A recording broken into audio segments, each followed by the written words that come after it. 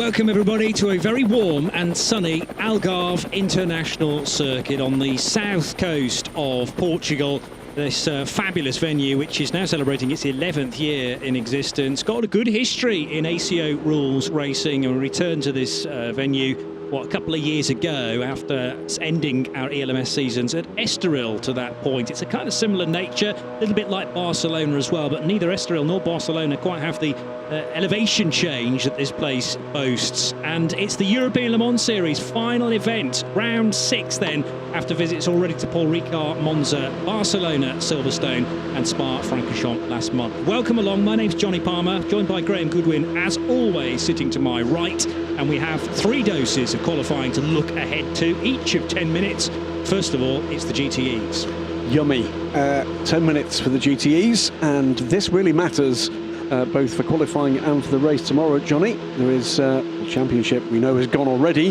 The second place in the championship matters almost as much for the teams that would like to take that up that invitation that comes with the second place to the 2020 Le Mans 24 Hours. And we have the return of not just one, not just 2, but 3 Porsches for this weekend. It is 8 cars on this GTE grid.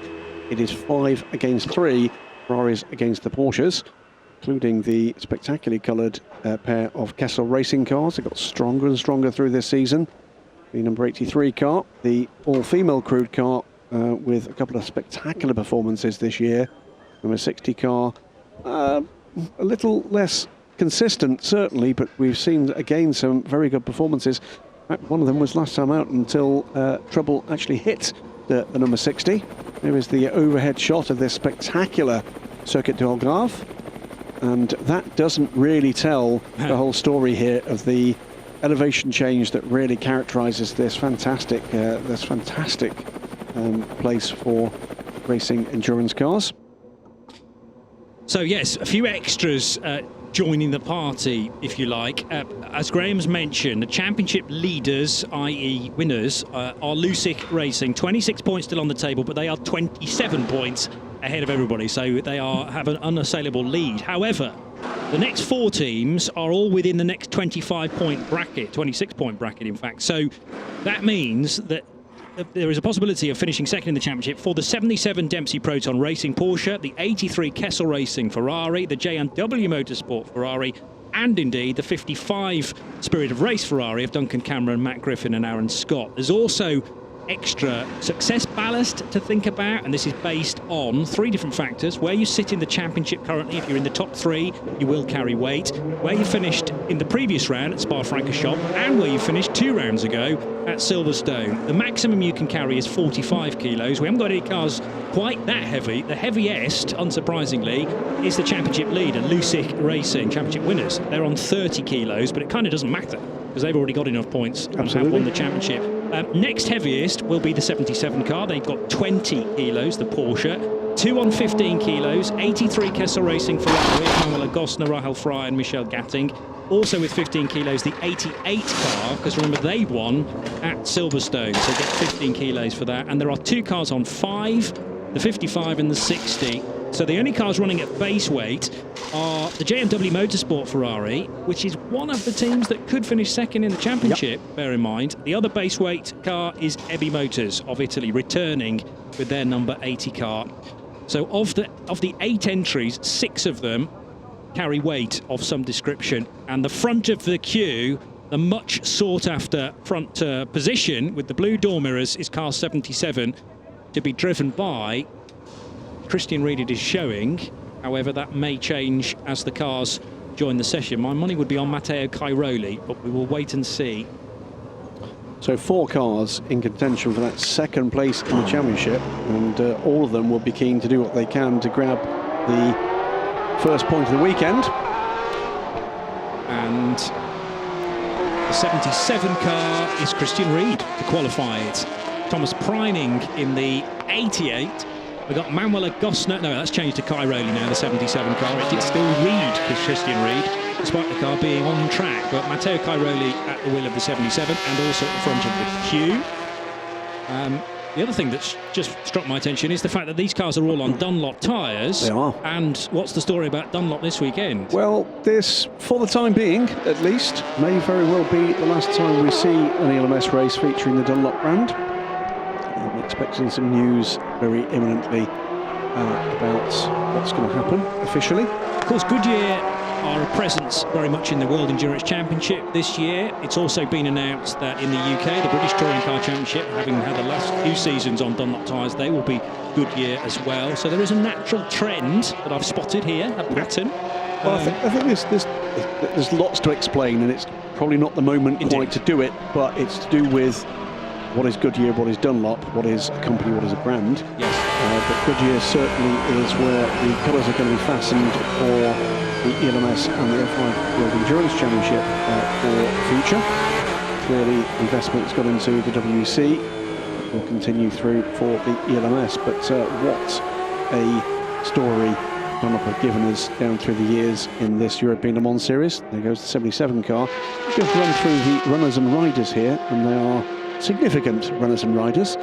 Lusich Racing's 51 has got ex-FIWC Drivers' World Champion in GTs, Alessandro Pierguidi, Matt Griffin, Matteo Graffoni in the 55 Spirit of Race Ferrari, Kessel Racing, the rapid Andrea Piccini, Jeff Siegel is aboard the number 66 JMW Motorsport, Matteo Caroni, Porsche Junior driver in the 77 Clemson Proton car. He is attacking this track, as normally he would. Marco Frezza is in the number 80 EP Motors car. Michel Gatting it is aboard the 83 Kessel Racing car, and Thomas Preining, the Porsche Junior driver, of course, in the number 88 Proton car. They are the 8 drivers that will give us the next 7.5 minutes of wild entertainment as they try to squeeze what they can from these GTE cars. And Thomas Preining with 2 new teammates this weekend, although Adrian Delina, of course, has raced many a GTE car in the past. Stefan Gurig also joining Proton competition this weekend. But Thomas, a winner at Silverstone in the 88 car with different co-drivers. One of them, Gianluca Girardi, who is racing for EB Motors today, tomorrow. Qualifying, looking forward to qualifying today, I'm sure, for the Italian, 50 years old. An all-Italian lineup, therefore, for car 80, joining Fabio Babini and Marco Frezza, who is at the wheel. Watching both outside and now on board with Matteo Caroli, who's attacking this track as if he was beating it with a stick. It's fantastic stuff at the moment. Kerr popping all the way around. This is a full-blooded attempt to try to grab provisional pole position. Caroli comes through, goes to the top because he's the first man to have posted a lap time, 1:41.121. 9/10 of a second clear of Michel Gatting. That becomes 5/10 a second clear of Thomas Preining. So 1:41.121 is the. That was one of the Kessel cars, wasn't it? It was either the 60 or the 83. I didn't quite catch the number. Jeff Siegel, by the way, is on a quick lap here as well. He's set the fastest first sector of this session so far. Yet to come round to complete.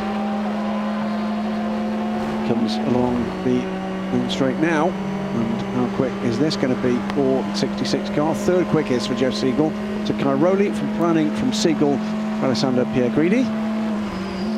And we will say right this second, while we're aboard the 66 car, get well, Jade Hager, daughter of Steve Hager, the long-time team manager at JMW. You're in some struggles right now, Jade, we're all with you. And as are the pink stickers on a number of cars this weekend. Absolutely, that many teams have adopted in support of Jade, so we wish you well, Jade, in the coming weeks and months. And many people thinking of you around the paddock. By the way, the 66 car, great success here last year, yes, in the 2018 running of the Algarve International Circuit, because they took pole position in the qualifying session. Miguel Molina setting the time, who was joined in 2018 by Liam Griffin and Alex McDowell. Those with good memories will recall. So Ferrari on pole here last year. Is it going to be Porsche or Ferrari this time around? Ferrari slightly more numerous, 5 prancing horses versus 3 cars with the flat 6 4-litre engine. It seemed like a late call for Matteo Caroli and for Thomas Preining to dive into the pits after just a single flying lap set. in fact, on that lap to dive into the pits, set a fastest middle sector, Cairoli, who is not hanging around. Certainly not, and, well, done enough work so far. Half a second is the cushion, much larger than the gap from second to third, and this is looking very nice indeed for Dempsey Proton Racing / Proton Competition, because they're locking out the front row of GTE at this stage.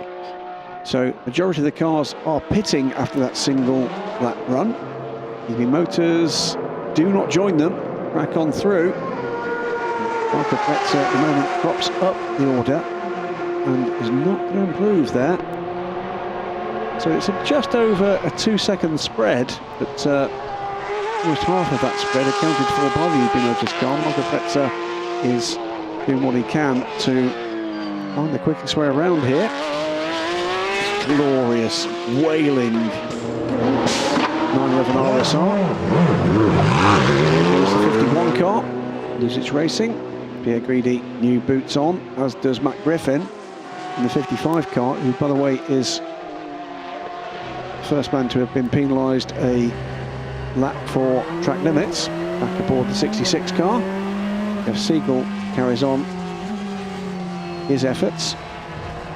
Now, Andrea Piccini, the first of the Kessel cars to pit, does that suggest it was him having that wild old moment a few laps ago and perhaps flat spotting the tyres and wanting a new set of Dunlops? Remember that tyres are heavily restricted this whole weekend, and it's the same tyre allocation that takes in the race and qualifying, so you don't want to burn through the rubber too readily in this short, sharp qualifying session and wreck tyres potentially for the race.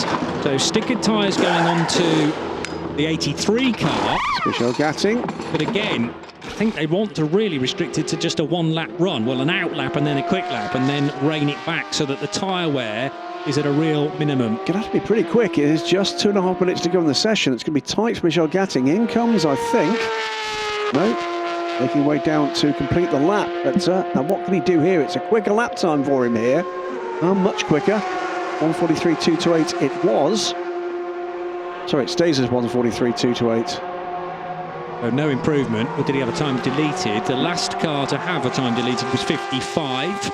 The Spirit of Race entry for Matt Griffin. He had lap 3 deleted because of a breach at turn 5. That will have been the exit of that tricky left-hander that takes you on the long straight that leads past the rotunda. He shaved 10 side, turned to look at the timing screen away from the screen to miss the previous lap time, but it was just a couple of tenths quicker.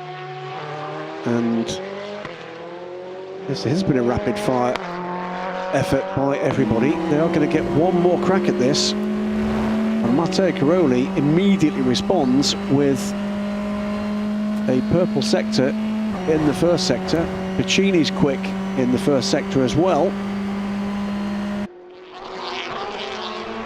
But despite having 20 kilos extra weight for company, Matteo Cairoli making everyone else look pretty average right now. Half a second is the advantage over Thomas Preining, who also carries a bit of weight, 15 kilos compared to 20. And almost matches that purple sector time in sector 1. So sector 2 here is going to be interesting. Goes purple for Matteo Cairoli, where, when we see Thomas Preining come through, is he going to be almost matched, by the way, by Piccini. Piccini's not far off here. And Alessandro Pierguidi snatches the absolute best sector 1 time as well, and that car's 30 kilos. This is going to be very tight at the end of this session. At the moment, the top 6 cars separated by just over 8 tenths of a second. I suspect that's going to get a lot tighter. Just about everybody out on track has a little bit of space as well now. I know that's relatively easy for just 8 cars in the class, but 1 or 2 just got bottled up behind others in the opening few minutes. And Cairoli is going to get another crack at this. As is the 60 of Alessandro Piccini, who goes to second position. So Andrea Piccini makes it now a Porsche/Ferrari front row in the 60 car, gaining places. That demotes, as I say that, Piccini is beaten again by Thomas Preining for Proton Competition. So we're back to 2 Porsches now. As the checkered flag is out, 55 didn't get the flag either. The first car to receive it will be this car, number 51. So the top 3 in the order all get another lap here, and Matteo Cairoli responds with the quickest first sector of the session so far. Pierre Guidi will not improve. He will stay 4th and no better. JMW 5th and no better. But ahead of them on the order, it is a battle royal between Cairoli and Preining, with Piccini not that much further back. Griffin is again struggling to get pace, qualifying pace out of that car. That might be to do with the setup for that car favouring Duncan Cameron. 83, Michelle Gatting then relatively late back out into the session, but did squeeze this extra lap on fresh tyres, and she has put in a personal best through the middle sector. That's a quick time coming as well from Michelle Gatting. I don't think it's quite pole time, but it's not a million miles short. It is the top 7 cars now separated by just over 0.8 of a second. There's Fretzer in the EB Motors car off the back of that train. Here comes Michelle then, across the line, currently in 6th and will stay in 6th position. So behind her, Matt Griffin in 55, Marco Fretzer has pitted. I thought the 80 car had backed off, also pitting Matteo Cairoli. So we're not going to see how good his time might have been. Still waiting for Alessandro Pierguidi, was never going to improve because he'd already seen the flag. Matt Griffin, the only car now to head across the line, and he's not electric on this lap, it has to be said. So I think that's pretty much all the positions cemented now, with a pole position for Matteo Cairoli, which he set very early on, but Thomas Preining ran him close, just 0.12 of a second separate the two Porsches. It was 0.8 of a second from the top 7. It was Michelle Gatting, I think, went ahead of Matt Griffin with that lap. I think they did swap places there. So it didn't quite get a light in that last flying lap, but there was certainly plenty of sign that it might have done. Top 3 within 1.5. Cairoli, Preining and Piccini.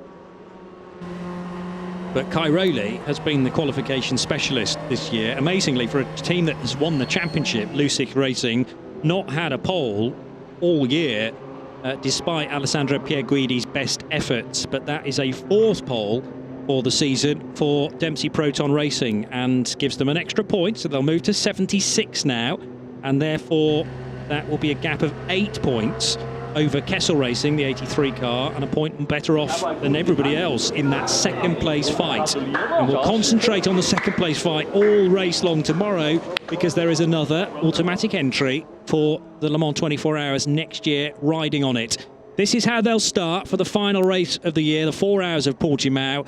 It's the 77 Dempsey Proton Racing car taking a dominant mid-session, less dominant right at the end because of Thomas Preining whittling the gap down to 0.120 of a second. But it's Dempsey Proton Racing from Proton Competition, essentially the same team.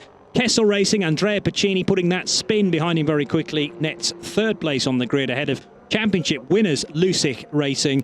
66 JMW Motorsport in that second place fight will start 5th ahead of another team also involved in that squabble, 83 Kessel Racing. Well done to Michelle Gatting for that time. Matt Griffin finishing 7th in car 55. They're also with an outside chance of bagging 2nd place in the championship ahead of EB Motors back into the ELMS. Marco Fretzer, number 80 car, nets him 8th place on the grid. So a look at Andrea Piccini, again on the ragged edge of adhesion around this tricky circuit. We'll be hearing from Matteo Cairoli very shortly as well for some reaction after that time. But a sterling performance there. Thomas Preining heading through the right-hander at turn 12 before plummeting downhill yet again. But Matteo Cairoli's number 77 car, resplendent in the sunshine, in the silver and black wrap and the sky blue door mirrors. There's Michelle Gatting, who's just stepped out of the 83 car, and I'm sure being congratulated by her 2 teammates, Manuela Gosner and Rahel Fry. That's all I could do, she said. Well, still good enough for 6th place, and did, as Graham mentioned, net a place on that final lap. It's high fives all down there. And still, the conversations go on about maybe where there may have been improvement around the lap. That can be discussed overnight. No improvement necessary for this man, though. Matteo Cairoli now joins Charlie George in the pit lane.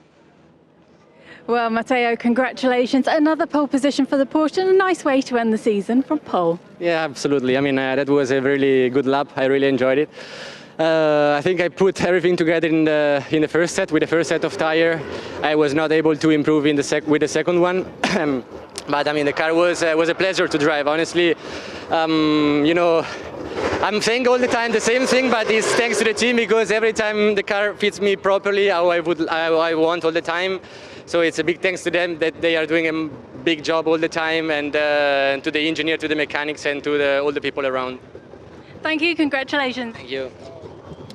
For the fourth time this year, Matteo Cairoli to start then from the sharp end of the GTE grid, despite carrying 20 kilos of success ballast. That's also a thing this year this season, I should correct, in the World Endurance Championship. And my understanding that this sequence of, or this system of success ballast will continue into 2020 for the European Le Mans Series as well. A self-balancing mechanism, if you like, to even the fight up yet further. It hasn't held back Lucid Racing, but it has potentially given us one heck of a fight for second place, involving 4 cars. That can't all be gifted to the success ballast, but it's probably helped along the way. Right, LMP3 time, and 13 cars are about to assemble then in the fast lane.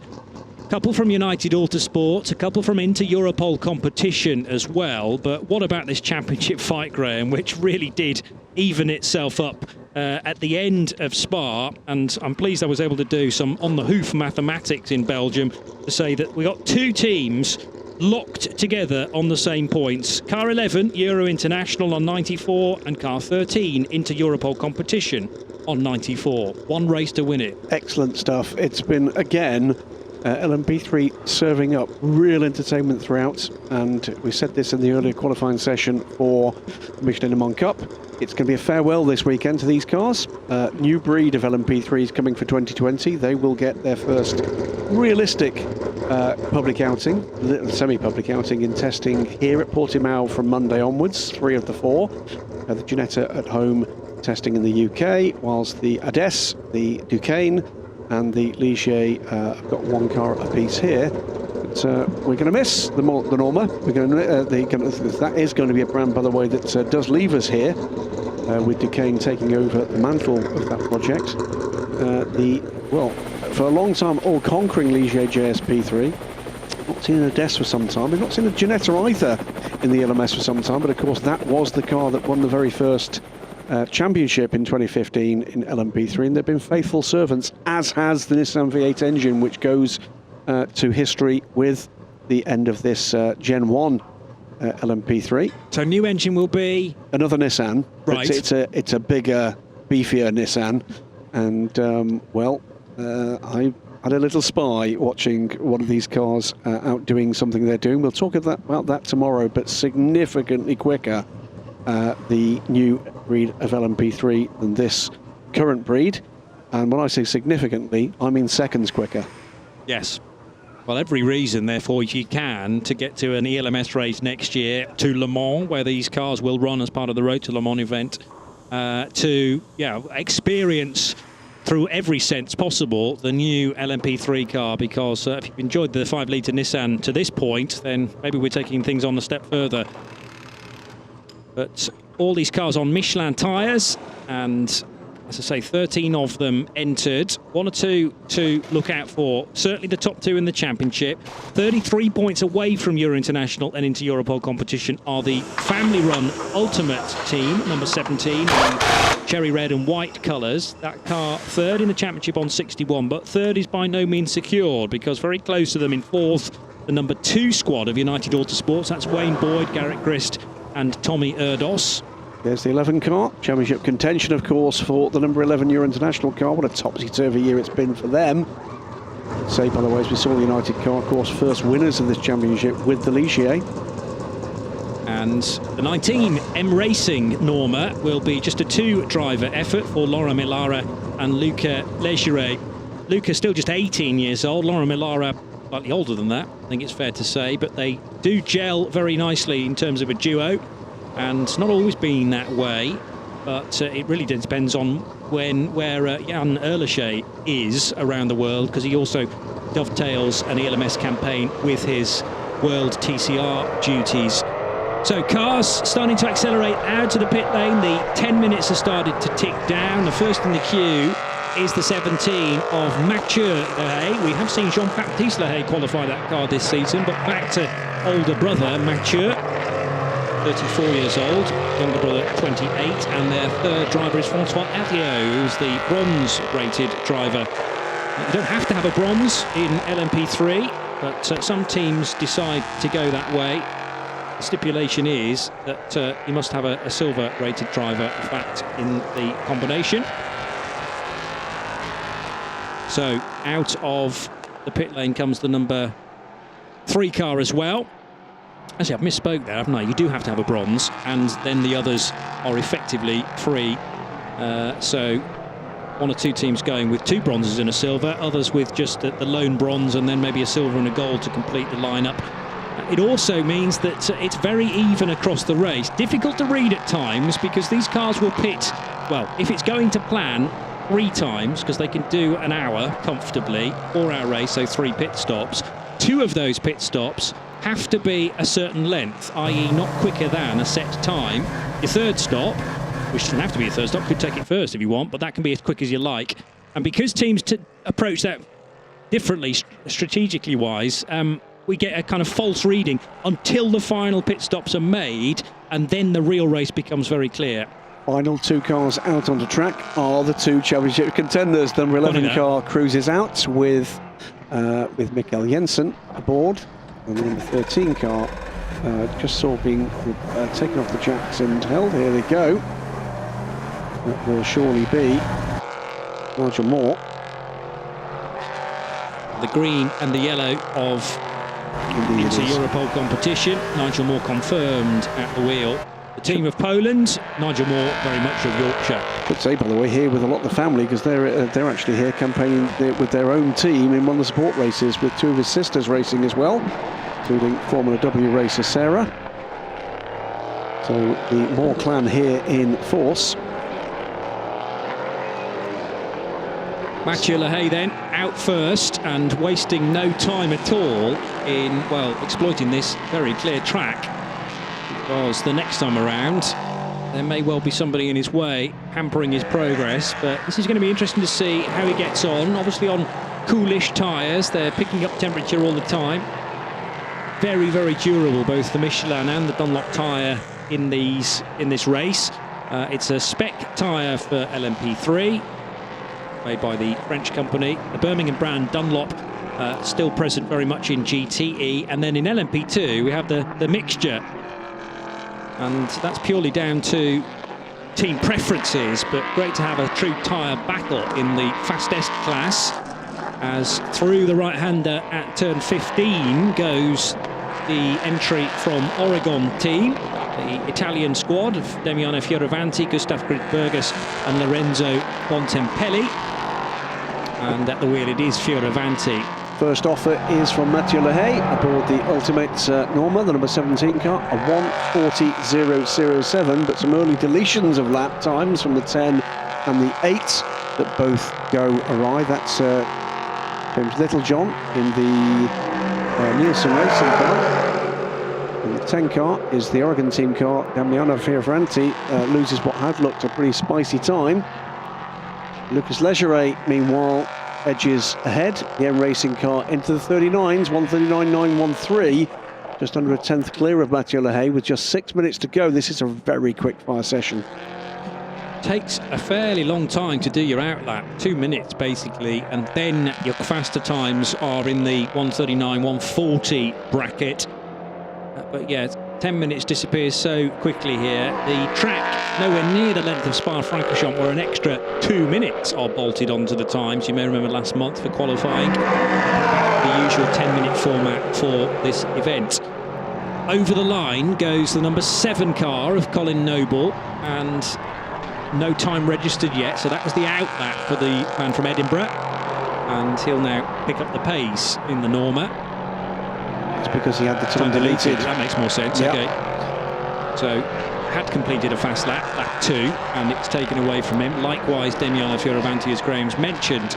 Mikkel Jensen to the top. It's Ligier leads the session, 1:39.614 for the car in championship contention. But Mathieu Lehay fights back, edges back. It's a 1:39.496 now 1:39.493. 3 thousandths of a second is the gap for pole. How many times this year have we seen I was this? going to say, I would be surprised by that, although Fioravanti's had that time taken away from him as well. So 2 laps completed, 2 deleted for Damiano Fioravanti. This is frustrating for the Italian, no doubt. And the gap's back up to a huge 0.3 of a second rather than 0.003 of a second. Much, much tighter though, second to third. So Luca Leggeret regains pole provisionally. Then a 1:39.4 for Mathieu Lehay in the red and white Ultimate car. David Drew for Real Team Racing is third fastest. And then it's this man, Mikkel Jensen, for Euro International, currently 4th fastest with 4 minutes to go. So Lucas Leggeret it is, the number 19 car, 1:39.179. We're going to get into the 38s with this session. Waiting for Colin Noble to complete a flying lap. He hasn't done so far. So 1, 2, 3, 4 cars in the 1:39s at the moment. Through the left-hander at 14 goes Mikkel Jensen into Europol's time. You could also see on the graphic, by the way, and about 20 seconds further back down the track is Nigel Moore compared to Mikkel Jensen, who is streaming his way through turn 16, up a little rise and across the start-finish line, and Mikkel Jensen still 4th, so that wasn't an improvement. Now we're waiting for a flying time from Nigel Moore. We've not seen that yet. It's not going to be a pole position setting time. He pops up. Oh, that wasn't him. So apologies. That was Colin Noble popping up into 6th. Next across the line, and we're aboard with him now is the number 13 car of Nigel Moore. We'll see how Nigel gets the speed out of this car. You can watch him do it now. He's going to go through and is into just 8th position for the moment. That's the banker, if you like, for Nigel Moore. David Drew to 2nd fastest for Real Team Racing. So car number 9 across the line. There it is, coming through into turn 1. 1:39.460 for David Drew. Switches around 2nd and 3rd positions, and 9 ahead of the 17 now. Mikkel Jensen has improved his first sector time in pursuit of the front row of the grid in LMP3. Luca Leggeret of Switzerland leads David Drew in the number 9 car then for Real Team Racing. David also Swiss, and for a Swiss team, Real Team Racing. Noble joins the 39 club. He's up to 5th position now, 1:39.995. Again, timing screen with just 2 minutes left. Starts to light up with blue sectors. Leggeret, 1/4 of a second, a little smidge more clear of David Drew, who, if anybody, is going to be able to attack that. Well, losing out on opportunities here, and 1 or 2 perplexed looks down in the pit lane, staring at screens as Mikkel Jensen starts another lap, and there were a minute and 30, well no, probably a minute and 40 left on the clock. This could well be Mikkel Jensen's final opportunity to improve. The man that will be most frustrated is going to be Fioravanti. He's now put in a flying lap. It's only good enough for 8th at the moment, and I think he was forced into that position. But he's got the pace to be right up at the front, but he's thrown it away with track limits. Yeah. Nigel Moore pitting, so feels he can't do any more than this. The 14 car from Inter Europol competition will stay out, but car 13 calls it a day. 1:40.310 for the Yorkshireman then, and that's 9th on the grid. So at the moment, a better position for the championship rivals, Euro International, but it's not going to be pole. So at this stage, we're still going to have 2 teams locked together on 94 points. Matthias Besch waiting to do battle, one would presume, in the LMP2 car, but into Europol.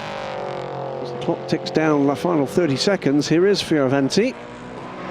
This is the number 10 Oregon team, Norma.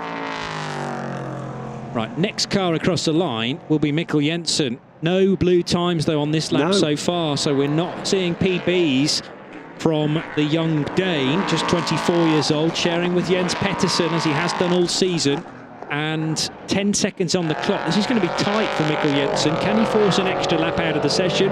3 seconds, 2, 1. I think this is going to be checkered flag for Euro International as they cross the line.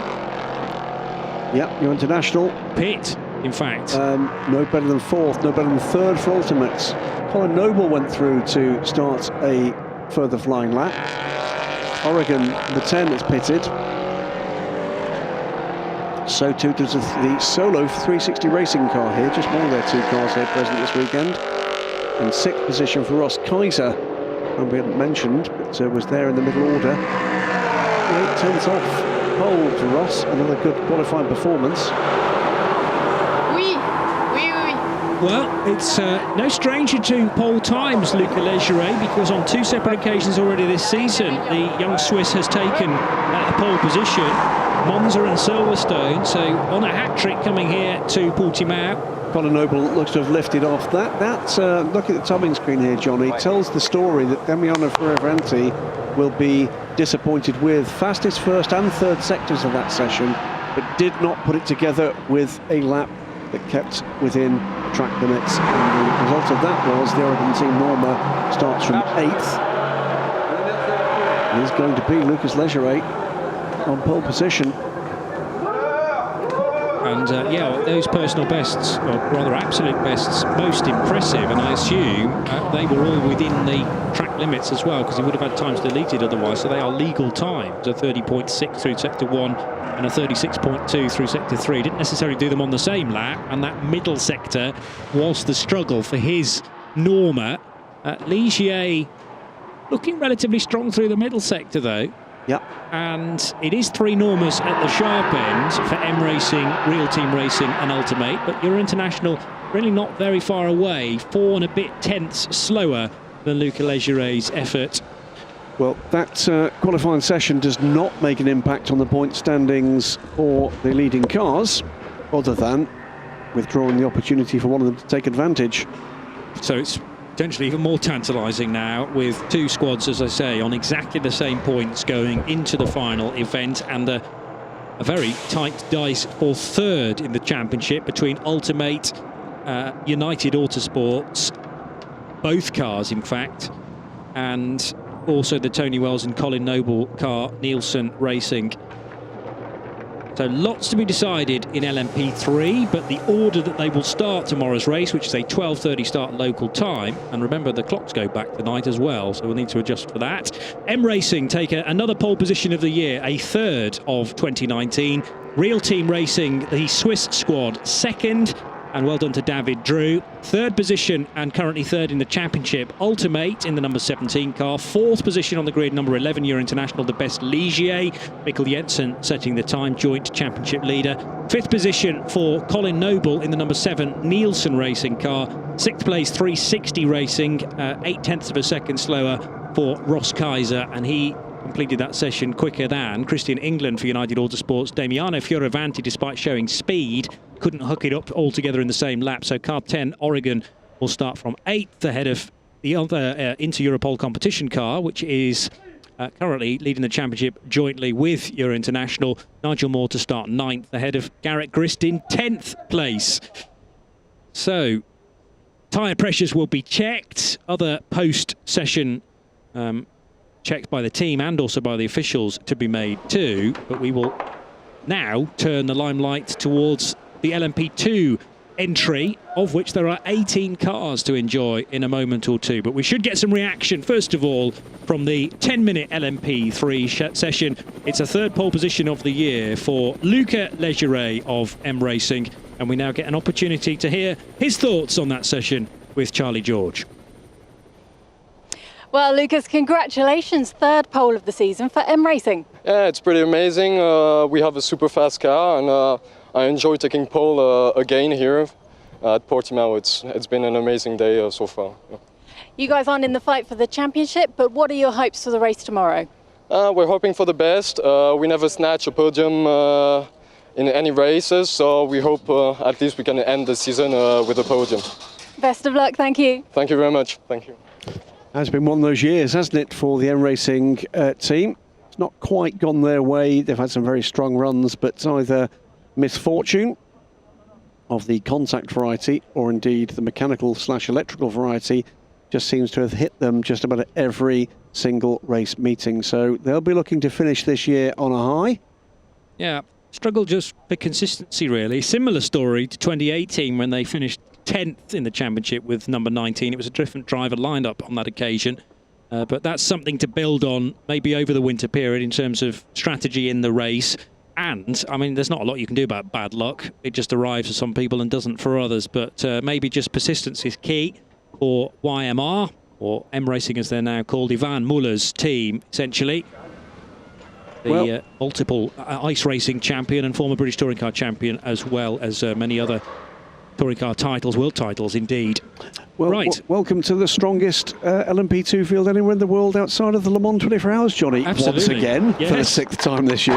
They have a habit of doing this, don't they? It is a fabulous field of LMP2s, and it has produced some astonishing racing so far this season. And we get to do it all again tomorrow. One more time for 2019. And some stellar names as well, littering the entry. I think helped by the fact that the World Endurance Championship is now a winter season, so there's been this gap in people's diaries, really, to find races to go to, and this influx of racing talent from around the world into the ELMS, which is no bad thing. It is 18 cars, as Johnny Palmer quite rightly says. It is 14 Orica chassis, including the one we're looking from the inside now, the Aurus branded car. Could this be an historic weekend for a Russian car brand? 3 Ligiers and a single Dallara with the very welcome return as the Dragon Speed car sits solo at the end of pit lane, the number 21 car. Could this be, this is a comeback for the Carlin, the Thunderhead Carlin effort after Jack Manchester's huge accident at Silverstone. They're back. Still a little sore, he tells me, but the Dallara is a brand new chassis for this weekend. They will carry on, by the way, with that car for a full effort in the Asia Le Mans series, as well as a couple of other teams here. Any decisions on the LMS next year for Carlin at this stage? Not heard that yet so far. I was putting that one on my to-do list to sit down with a cooling drink somewhere tropical with Jack Manchester. Yeah, your to-do list, which is ever lengthening this weekend, it always is, but the paddock is full of stories. Oh, there's so much going on up there, it's ludicrous. We could stay a week and not bottom this lot out. And some significant stuff going on as well in the world of endurance racing for teams, drivers, suppliers, you name it. There is a lot of news to come from here and elsewhere in the coming weeks, including some very significant news early next week. Championship-wise, in the here and now, Joop van Uitert and Roman Rusinov lead the championship, the drivers' standings that is, on 93 points for their number 26 G-Drive Racing outfit. Where is Jean-Eric Verne, I hear you ask? Well, he missed the first 2 races of the season, so he's a number of points back, currently 4th, in fact, in the drivers' standings. But I'm sure, you know, if they win the title this weekend, Jean-Eric Verne will be invited to the party. Yeah, they mightn't you? Possibly so. No Jean-Eric, no party. That's what they say. 13 points the deficit for Memo Rojas, Paul Lafargue and Paul-Luc Chatin. They're on 80 points for EDEX Sport. It is essentially between those two teams. Although at this stage, mathematically, the 39 Graf car could still win the title. They are 25 points adrift, and there are 26 points on the table. So if G-Drive win the point for pole, that would put Cuneo, Hershey and Gomondy out of the equation. But that's a big ask because G-Drive haven't had it all their own way this season in terms of netting pole positions. They've had one, and that was at the very start of the year for Paul Ricard. A real spread of poles, though. EDEX Sport have had one. United Autosports last time out, they're number 22. They're brand new, a 22 car, which is an Orica these days. The 21 Dragon Speed car has had a pole along with Cool Racing, where Nicolas Lapierre bagged it at Monza. Yep, all the drivers suiting up and being buttoned down. That's the RLR 43 car. Another new effort in LMP2 this year. We had a gaggle of those cars beginning to line up at the end of pit road. This is going to be a frenetic 10 minutes. Wheels aboard the 22 car. And final checks being made up and down the pit lane. The session due to go live, well, in the next 15 seconds, in fact. Philippe Albuquerque, local hero, of course. The 22 car, 28 EDEX Sport car. There you go. There's a team that's hungry for success here and into next year. Green flag. Yeah, Philippe Albuquerque Portuguese, as you say, but you couldn't really be much further from his home down here because he lives in the north of the country, so it's probably a good 4 or 5 hour drive home to Coimbra. 2 abreast leaving the pit lane. Blimey, that's how important it was to try and get a good position. Careful not to cross the blend line, that solid white line which determines the end of the pit lane versus the proper track. But so far, everyone, I think, kept the right side of that. So who's out there? Anders Fjordbach joins the session, the number 20 high-class racing car. 21 is in the hands of Ben Hanley. 23, Panis Barthez, Will Stevens aboard the Orica from Panis Barthez. The sister Ligier is with Tim Buret. Olivier Pla, we saw aboard the number 25 Algar Pro car. Edex Sports go with William Cavalles in the 27 Ligier. I believe will be the last appearance of the team for that car. Paul-Luc Chatin is in the 28. Let's have a look. Philippe Albuquerque was in the 22. He's out there. 30 car Duquesne, Nico Jamin. And in Engqvist in the second car from Algar Pro, the 31. 34, the Inter-Europol car, Matthias Besch. Campana in the BHK 35 car. 37, Cool Racing, Nico Lapierre, as we might expect. Alexandre Coignot in the Graf Racing car number 39. RLR M Sports will be John Ferrano aboard that car. Harry Tinknell takes out the 45 Carlin car. And which were the two that are missing? Alex Brundle is in the 32 car, the second Orica from United Autosports. And we're still waiting, as we have done a couple of times this season, for the G-Drive racing car to emerge. Will that be Jean-Eric Verne? Will it be Job van Uitert? Will it be Roman Rusinov? We'll have to wait and see. But the rest of them, 17 cars out on circuit as we wait for the 26 hour list to emerge. 1 or 2 tweaks in drivers, but it's minuscule because Patrice Lafargue is back into the 27 car. It was Eric Maurice last time out. First time at Spa. for a while. Yep. Yeah, it didn't do Barcelona either. I had just looked up the races actually, and I've instantly forgotten them. Patrice Lafargue did Ricard, did Monza, and did Silverstone. So the ones I haven't just listed there, I think, have been Eric Maurice instead, joining Stefan Adler and William Cavalles. It'll be Cavalles in for qualifying in that gentleman entry, if you like, from Edex Sport. And the 28 car is very much in contention for the overall championship. As climbing up the hill then goes the 21 Dragon Speed machine with Ben Hanley, the Mancunian, at the wheel. Oh, look, he's here. You know him, don't you? Yeah, he used to be famous, you know. Is that right? Yeah. Quite small. Alan McNish. Welcome to Portimao. I'm sure thoroughly enjoying some ELMS action. He will have witnessed the races at Silverstone. Not sure how much other opportunity he gets to see the Continental Championship, touring the world with the WEC. I think he came to Paul Ricard at the start of the year. He did. Yeah. I think he was there, at least briefly, before being shown off the premises. Didn't have the right pass. By Gerard Neveu. Yeah. Over the line goes then the all-white car with the central blue body stripe and the white stars, which is of course a popular livery for Dragon Speed, where they inverted that, or made one car black and one car white, didn't they, earlier Still on the year? No sign, by the way, with 6.5 minutes to go, of the Dragon Speed, the G-Drive car. Top of the shop though, Ben Hanley comes through with a 1:31.312, 9/10 clear of Nico Lapierre, with Will Stevens tucked in just behind. Then Harry Tinknell fourth in Dallara, Olivier Pla, Alexandre Coignot. That is your top 6. Yeah. How long do we leave the G-Drive car in the pit lane before that starts to become a concern? Because they are the championship leaders. Roman Rusinov's name is against car 26. I suspect the answer here is they are looking after tyres. They are looking after tyres for tomorrow, and they will do a very short, very quick run if they possibly can. So I think we're going to see them about halfway here. That's risky because, well, it's not risky in the sense that I get the tyres thing and you want to hold as many fresh tyres back for the race as possible, but it might mean a midfield start, and it's difficult to get all the cars cleanly through the first 3 right-handers in this place. And Portimao, I think partly because it's the end of the season and there are championships up for grabs, but it's no stranger to incident in the first few laps, and there is an argument that you want to be as close to the front row as possible. The 2 United Autosports cars make their first stabs at this. Felipe Albuquerque goes to second place, 1:31.670 as the 35 car is off track, Johnny Palmer. That's Sergio Campana in the BHK Motorsport machine, so that car has not lasted too long in the session at all, and Campana now receiving some instructions. The 33-year-old Italian, who is the gold-rated driver, he shares that car with Francesco Draconi.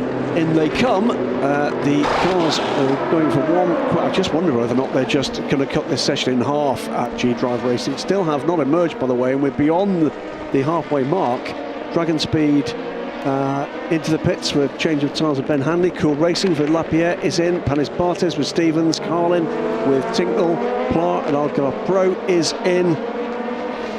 Paul-Luc Chatham pits for EDEC Sport. 4 minutes 22 to go. Still no sign whatsoever of G-Drive Racing. Other cars, by the way, with lap times deleted, including two of the Ligiers. The Panis Bartes car 24, Tim Beret, has lost a lap, therefore does not have a flying lap. Here comes the G-Drive car. 4 minutes to go in this session, and it is, who is aboard the car? It is Jean-Eric Verne. Thankfully, wherever Sergio Campana's car has come to a halt, he's got out of the car, and I don't even think there was a need for yellow flags. If there were yellow flags shown, they were very brief indeed, and there is no need for anything as serious as a full course yellow or indeed a red flag. So this session can continue uninterrupted, at least for this stage. And, well, let's face it, Jean-Eric Verne, Formula E champion and champions of other things as well, British Formula 3 if we go back far enough, doesn't need more than a lap, frankly, does he? He needs an out lap to warm the tyres up. He'll give it one go. I wouldn't be surprised to see the car on the front 2 rows maybe, job done, park it, and then you've got tyres for the race. Ray writes down commentators curse on that one. Jeff will be making a beeline for me if that doesn't happen. With a baseball bat. 3 minutes to go, and with most of the pitters now back on track. Ben Hanley is back out there, so is Albuquerque and Lapierre. They are the top three. The fourth man inside the single second is Will Stevens. He leaves pit lane now, looking for improvements from the cars that have lost lap times earlier. They are for Besh. Then Tim Beret has not re-emerged from the pits as yet.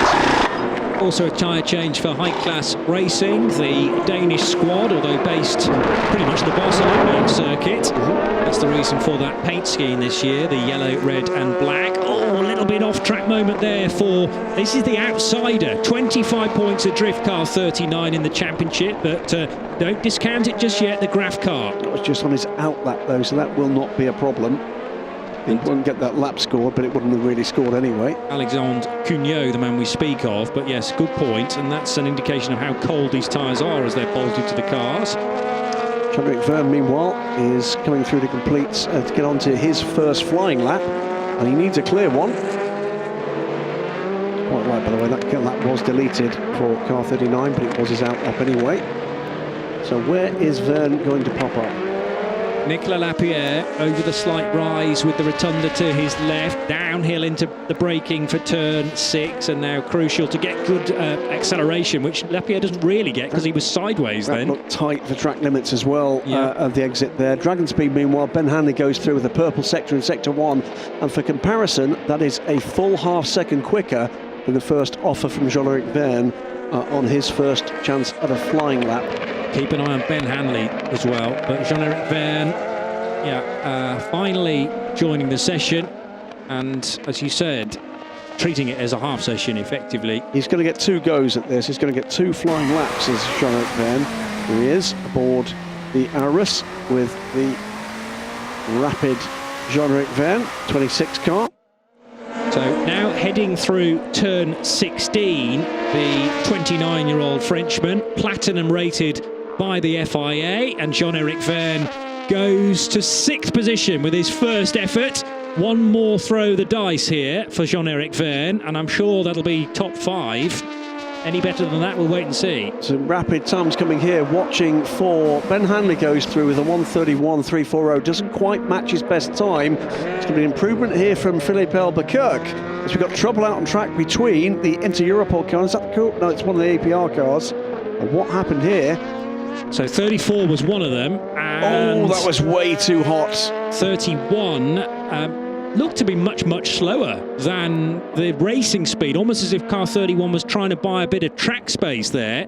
Like to see that again to be sure, but it was Henning Enqvist who had some contact there with the 34 car of Matthias Besch. Philippe Albuquerque goes to the top right at the end of the session.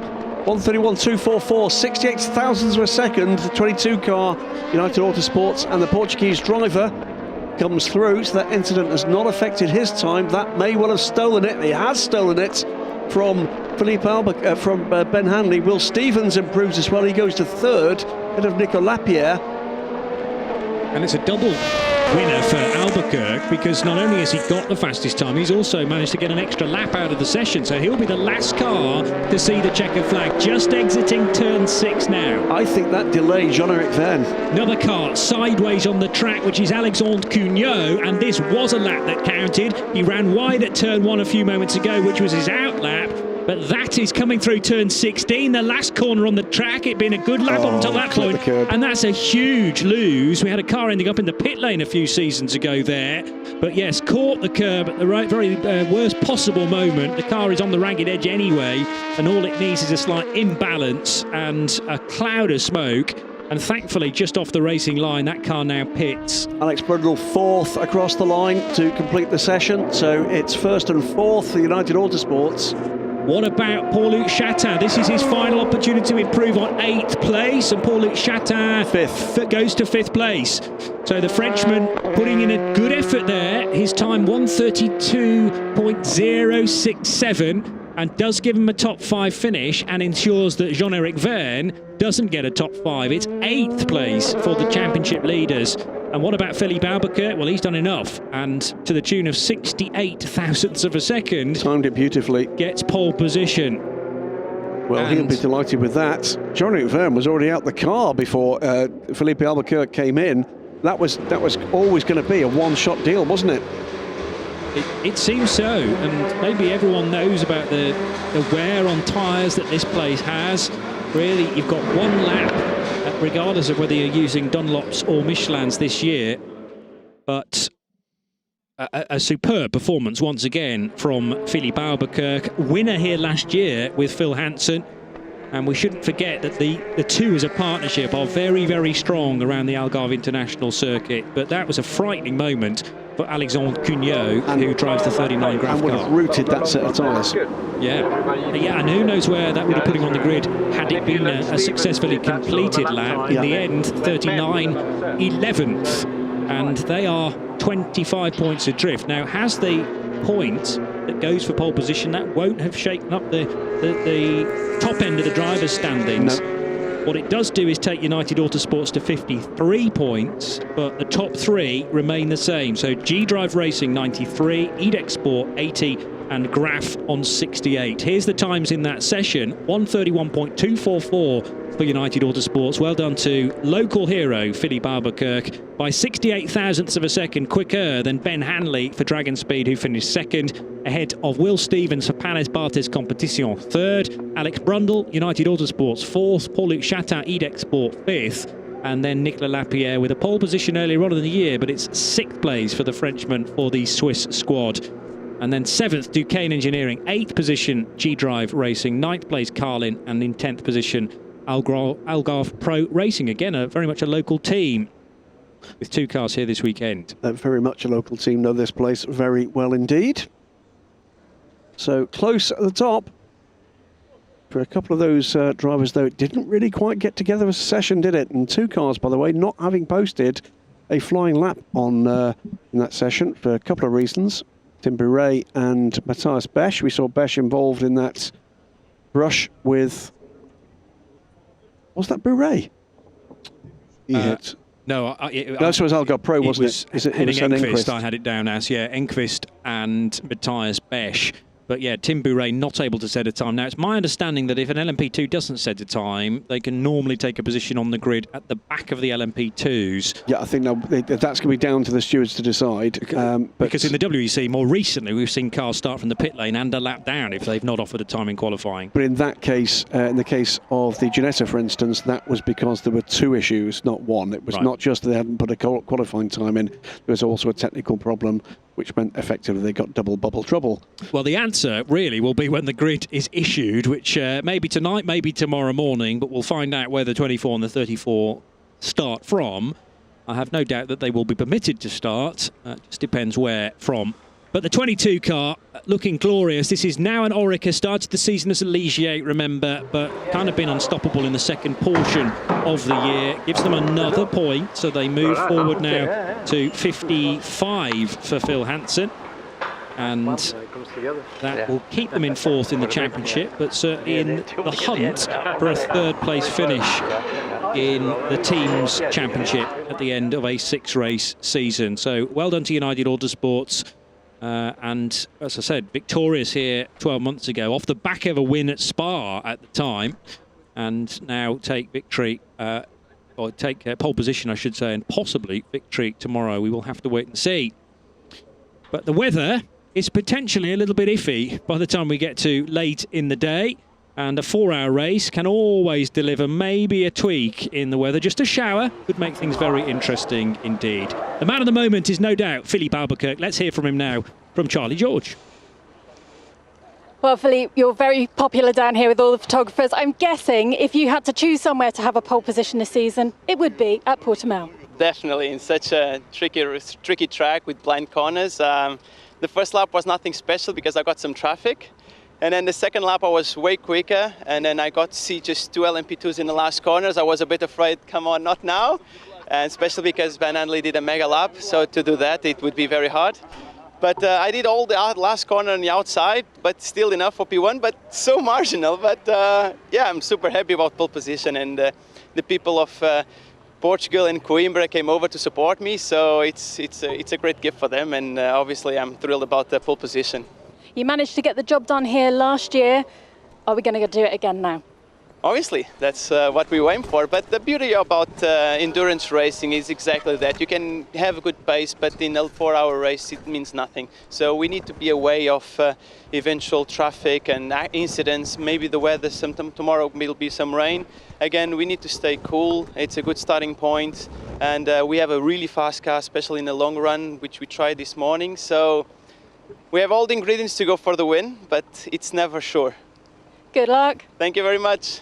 Well, that's no two poles in a row for 2019. Can it be 2 wins in a row, having taken victory at Spa-Francorchamps? Well, let's wait and see. It's always good to see a happy Philippe Albuquerque. It's usually a happy Philippe Albuquerque that seems happier still with his new car underneath them, with himself and his partner in racing crimes, usually of the fast variety, Phil Hansen. Yeah, absolutely right. And of course, they're also strapped in for a full WEC campaign this year too. Exciting times at United Autosports. Again, ending the season very strongly indeed. Where will they finish in the championship, and who will win the ELMS in the 2 remaining categories? There are still 3 automatic entries at Le Mans up for grabs.